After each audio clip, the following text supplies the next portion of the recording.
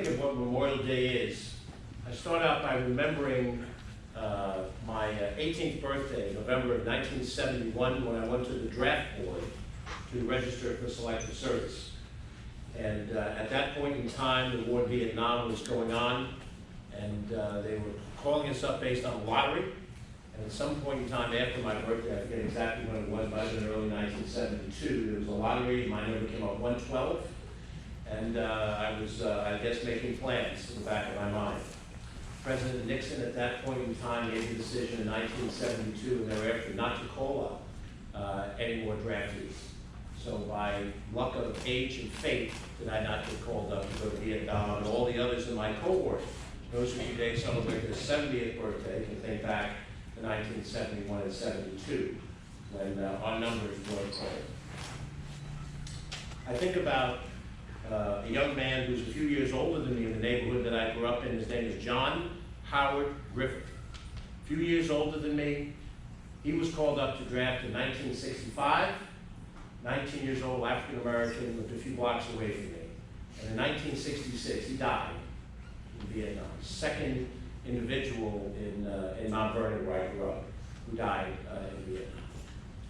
And I've thought about John for all of the other things that have happened in my life. In 1974, I graduated college. I was 20 going on 21. John would have been 26, but he didn't graduate college because he died in Vietnam. A few years after that, I got my first legitimate full-time job, sales and marketing job, not far from here on Westchester Avenue. I was 24. I was excited. I called my father. I went off my father's payroll onto my own payroll, and John would have been 30, and he died in Vietnam. In 1982, I married that young lady, Rye native, who brought me to Rye, Robin Phelps.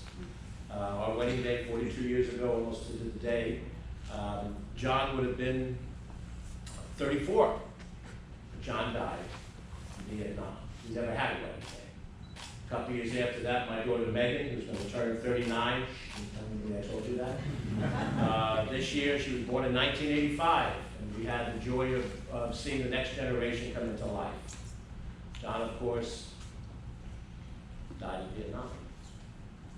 All of the things that have happened to me personally, that have happened to you personally, all of those years, all of those joys, walking across the village green with Megan as a baby with a Longford's ice cream, walking along the boardwalk at Playland, seeing the Midland Parade, she went to Midland Elementary, and the Little League Parade and girls' sports, and watching her graduate high school, and then watching her get married at Resurrection Church, Father Dave, and watching the next generation come to pass in 2015 when our granddaughter was born. John Howard Griffith never had any of those dreams. Years and years have passed where those of us who did not give up our lives got the chance to live those lives. And John Howard Griffith and 58,000 other men and women in Vietnam died in Vietnam, contemporaries of ours, did not come home. That to me is what Memorial Day is. It is to take time to look at the names on our plaque. We know the last names. I may not have known the individuals, but I know the last names because I know the families that are still here. And I recognize that for those of us who are here, the men who have served and are with us here, what Americanism is understanding and being in this room today to appreciate what John Howard Griffith sacrificed on that day in Vietnam, and every other event that happened, and all those years since, was another day of his sacrifice. Americanism, we'll talk in a few minutes, I saw the program was coming up. I'll make it one speech and I'll do it. The Americanism designation doesn't belong to me, belongs to Caroline Walker, belongs to Steve Feeney, belongs to John Frey, belongs to Ed Matthews, belongs to Brian, belongs to Terry, belongs to everybody in this room that has made the commitment to use every day of their life, in this town and every other town, to be a good American.